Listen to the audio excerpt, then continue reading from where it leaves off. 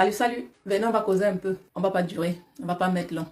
J'espère que vous allez bien. Moi, ça va, ça va. Ça va mieux, ça va mieux, ça va, ça va. Ça va aller. Moi, je vous demande aujourd'hui de partager. Parce que l'histoire que je vais vous raconter ici, ce n'est pas une histoire que vous allez dire, ma chère, c'est une histoire vraie et une histoire touchante. Une histoire qui me concerne. Partagez d'abord. Les femmes qu'on part chercher au pays là, que ce soit les femmes, que ce soit les hommes. Quand il dit souvent ici que blessons-nous sur place.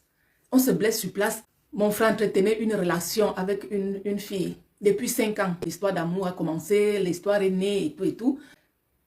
Le gars, il est ici. Et la fille est au bled. Le gars faisait tout à la fille.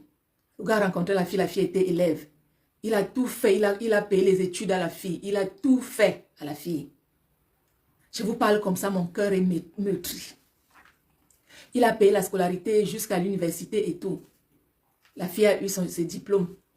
Il a même fait, il a loué la maison à la fille, là-bas au pays. Il a meublé la maison, il a tout fait. Il venait, il partait, il venait. Pour faire, il a même dit à la fille, faisons un enfant. La fille lui dit, non, comme je suis encore étudiante, et puis vraiment, si on fait l'enfant maintenant, ça va déranger, parce que comme je suis étudiante, et toi, tu es loin et tout, attendons d'abord que dès que j'ai fini mes études, comme ça, tu me fais venir, et comme ça, on va créer notre famille, on va fonder une petite famille, et tout. Le gars a compris, le gars a accepté. Le gars est tellement doux. Je n'ai jamais vu, je n'ai jamais rencontré des mecs doux. J'ai toujours des frères doux, mais les mecs que moi je rencontre, c'est des mecs, je ne sais pas. Je ne sais pas. C'est des marabouts que moi je rencontre. Mais mon frère là est doux, comme un agneau. Mais il a commencé, il a vécu avec la fille, il a vécu. Tout le temps, il partait au Cameroun, il revenait, ainsi de suite, ainsi de suite. Voilà, la fille a eu ses diplômes et tout. Le gars dit, bon, maintenant que tu as tes diplômes et tout, mieux tu viens ici, là, parce que je ne veux pas vivre seulement que chaque fois, moi, je viens là-bas, et ainsi de suite, ainsi de suite. Je commence à me fatiguer. Le gars a tout fait, le gars a préparé le voyage de la fille. Le gars a préparé le voyage de la fille. Le gars a tout préparé. Et sans vous mentir, le gars paye son loyer ici. Il paye le loyer au bled. Il envoie l'argent de ration. Il envoie si la femme est malade, si les parents sont malades, et tout un temps de mouvement, il y a ceci qui ne va pas, il envoie l'argent. Il y a ceci qui ne va pas, il envoie l'argent. Le gars, c'est qu'il a sa moitié là-bas au pays. Voilà, le gars a tout fait. Il a fait les papiers. On a donné le visa à la fille. Maintenant, le visa est tombé. Le gars a payé le billet d'avion ici. Il a payé le billet d'avion à partir d'ici. Il a envoyé à la fille. Maintenant, le jour que la fille devait venir, le gars s'est bien préparé. Il s'est bien préparé. Il a acheté un bouquet de fleurs. Ça dit, les fleurs. Oh mon Dieu, on ne m'a jamais fait ça. Eh Seigneur. Merde. Il a acheté les bouquets de fleurs. Il est allé à l'aéroport avec les amis et tout. Il arrive à l'aéroport. Le vol arrive. Il regarde les gens passer. Il regarde les gens passer. Il regarde les gens passer. Il attend. Il attend. Il attend. Il dit, hé, c'est comment encore? Jusqu'à tout le monde finit de passer. L'heure passe. 9h, 10h, 11h. Il dit, hé, ça, ce n'est plus bon. Il appelle au numéro. Ça ne passe pas. Il appelle au pays. Ça ne passe pas. Il appelle même les gens de la fille. Ça ne passe pas. Il dit, hé, c'est comment? Le gars est resté comme ça. Le gars est resté comme ça avec ses amis. Il dit, mais est-ce que tu es sûr même qu'elle a pris le vol? Il dit, mais elle a pris le vol. Elle a pris le vol, moi. Le gars est resté. Le gars est resté comme ça. Le gars dit, mais qu'est-ce qui m'arrive là? Est-ce qu'il lui est arrivé quelque chose? Le gars commence à paniquer. On a commencé à calmer. Le gars, ne panique pas, calme-toi. Peut-être elle est arrivée ou on l'a arrêté là-bas. Le gars est parti à la police. Le gars est allé à la police des frontières là, demander, donner le nom et tout et tout. Il donne le nom. Quand il donne le nom, non. On regarde sur les fiches là. Les fiches des gens qui voyagent là et tout. On regarde, on voit bien son nom. La fille est sortie, la fille est partie avec une autre personne. La fille a laissé le gars en planque à l'aéroport. Vous voyez ça? Chaque fois qu'on dit aux gens, blessez-vous sur place entre vous. Blessez-vous entre vous. Le gars avec tout ce qu'il a fait, il a tout préparé, il a préparé tout. Depuis 5 ans, son argent qu'il a dépensé sur la fille. Il a dépensé, il a payé la scolarité à la fille, du collège jusqu'à l'université. Il a payé la location, il a loué la maison, il a meublé la maison. La fille était comme, la fille était bien au Cameroun. Maintenant, elle arrive ici. Elle a jonglé le gars. Elle est partie. On ne sait pas où elle est, mais elle est partie. Elle a laissé le gars en planque. Le gars est devenu fou. Le gars n'en peut plus, il est devenu fou. Bonsoir Martine Ekon. Bonsoir, bonsoir, bonsoir Jacques Akamsa. Hey, gay, mon youyou. C'est comment mon youyou? J'espère que tu vas bien. J'espère que tout le monde va bien. Vraiment, je vous dis que l'histoire que je vous raconte ici, le gars est en pleurs. Il va faire comment? Qui peut l'aider? Même la famille, même il ne répond plus. Personne ne répond. Est-ce qu'on peut faire ça? Est-ce que c'est normal ce que vous faites? Est-ce que, je ne sais pas moi, est-ce que c'est normal? Quand tu ne veux pas de la personne, dis à la personne que je ne te veux pas. Vous allez donner la veste à quelqu'un pour rien. Hein? Vous savez comment on souffre ici, là? Vous savez comment on souffre pour avoir de l'argent ici? On se lève le matin pour aller travailler. On travaille dur. On paye les factures, on paye tout. Mais on réussit quand même à trouver quelque chose pour envoyer au pays. Mais comment la fille a pu faire ça? Mais le karma existe. Le karma existe. Et il y a une autre personne là qui est partie aussi au pays. Les mêmes gens, on parle tous les jours, ils ne comprennent pas. Il est allé au pays. Il a rencontré une dame. La dame là elle travaillait au ministère de quoi? Elle touchait 35 000 francs le mois, cette dame. Le type est passé, celui-là c'est un monsieur. Il est parti au bled. Il a rencontré cette dame. Il a commencé à chatter avec la dame et là il a commencé tout, machin. Il revient ici, il dit, oh j'ai trouvé ma moitié et tout. Ses amis lui disent, mon frère, la moitié non. Ça, c'est ta vie que tu vas déposer là-bas. Le gars dit non, je l'aime. Celle-là, c'est celle-là qui sera ma vie. C'est celle-là qui est pour moi, machin. On l'a laissé faire. Le gars a tout fait. Mais lui, au moins, c'est la dame, elle était déjà un peu âgée. Donc, lui n'a pas beaucoup dépensé, mais il dépensait quand même parce qu'il partait. Il envoyait aussi l'argent à la femme. Mais ce n'était pas comme les études et tout ça et tout ce que l'autre a fait là. Lui, au moins, il envoyait la ration. Bah 50 000, bah machin, bah ceci, la femme était bien, elle avait ses 35 000 aussi qu'elle touchait à la fin du mois et tout, tranquille. Maintenant, le gars a tout fait, il a allé se marier là-bas au bled avec la dame. Ils se sont mariés, il est revenu ici. Il a tout fait, vous savez, quand on se marie là, ce n'est pas seulement comme on se marie là qu'on va voyager. Hein. Il y a la procédure, à suivre.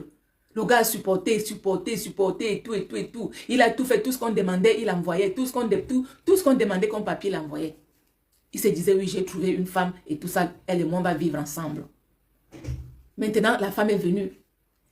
On a donné le visa à la femme est arrivée. Elle, au moins, elle n'a pas fui. Elle est venue. Elle est venue dans son foyer. Elle n'a pas fui, comme l'autre. Mais elle est venue dans son foyer. Maintenant, alors, ils ont commencé à vivre. Maintenant, la femme, c'est là où la femme commence à lever la tête. Vous savez, quand on arrive ici, on ne connaît pas les assistances sociales. On ne connaît pas les 115, on ne connaît pas ceci, cela. Mais les amitiés bracata qu'il y a ici dehors. Une femme, elle vient, elle est bien là, tranquille dans sa tête. Elle a son mariage, elle a tout.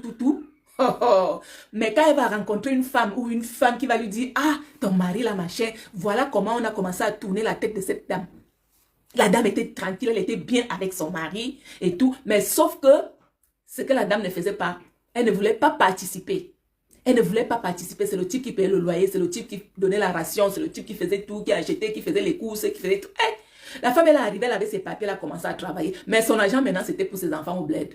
C'était que mon enfant ci, mon enfant ça, mon enfant ci, mon enfant ça. C'était...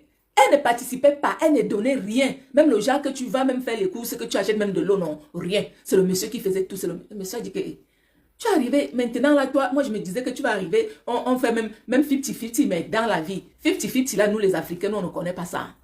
Nous les Africains, le 50-50, on ne connaît pas. Parce que nous, on nous a appris que c'est l'homme qui doit s'occuper de la femme. C'est l'homme qui s'occupe de la maison. Même si la femme a l'argent de la femme, c'est son argent à elle. Mais ici, en Bengla, c'est 50-50. Ça veut dire si le mari paye le loyer, toi, tu dois même faire les courses. Tu dois aussi faire des courses de temps en temps, même si ce n'est pas beaucoup. Tu fais semblant aussi. Mais elle ne faisait pas semblant. Ça a commencé à chavirer. Le bateau a commencé à chavirer. L'amour était déjà un genre. La fille sortait avec ses amis, elle revenait tard la nuit. Elle se part au boulot. Quand elle finit le boulot, au lieu de passer à la maison, elle passait chez ses amis. Donc, on commençait à causer. Les amis ont commencé à lui monter la tête et tout. Elle a commencé à laisser tomber son mari si doucement. Ce n'était plus l'amour. L'amour était déjà, je ne sais pas, ça s'éteignait déjà. C'était déjà comme une ampoule. Vous avez l'ampoule, vous venez d'acheter l'ampoule, non, ça brille. Après là, ça commence un genre, là, quand ça fait il y a 2-3 mois et tout ça là. Un jour, elle dit à son mari, je ne veux plus de toi, je veux partir. Le gars dit, comment ça tu vas partir? Qu'est-ce que je t'ai fait? Même s'il y a un problème, non, dialoguons. Qu'est-ce que je t'ai fait? Dialoguons, il y a quoi? Oh, Massa. Le gars a vu le noir. Il a vu le noir. Il a broyé du noir. Il est resté comme ça. Il dit, merde, qu'est-ce que je vois là? Quelle honte. La fille découchait déjà. La fille n'était plus à la maison. Elle faisait, ça dit, elle va au travail. Elle passe chez ses copines. Elle dort là-bas. Quand le mari appelle, le mari demande que, mais tu es où? Il dit, mais tu me contrôles. Tu me contrôles. Est-ce que je suis ton enfant? Tu me contrôles pourquoi? Et tout, et comme c'est aussi quelqu'un qui est trop doux, qui est un genre là, mais quand il se fâche, il se fâche. Oh, la femme, un jour, elle est partie. Elle a fait 2 jours dehors. Le mari a dit, ok, là alors je vois que le mariage est fini. Un jour, le gars est parti, non, il est parti au travail. Quand il revient, il trouve que la fille a tout enlevé à la maison. Elle a tout enlevé à la maison. Il arrive, il n'y a plus rien à la maison. Il n'y a plus rien à la maison. Le gars est resté comme ça, le gars dit, merde. Merde. Elle a pris tous ses habits, elle a pris tout. Elle est partie. Elle est partie chez ses copines. Elle est partie rester là-bas. 1 mois, 2 mois, 3 mois.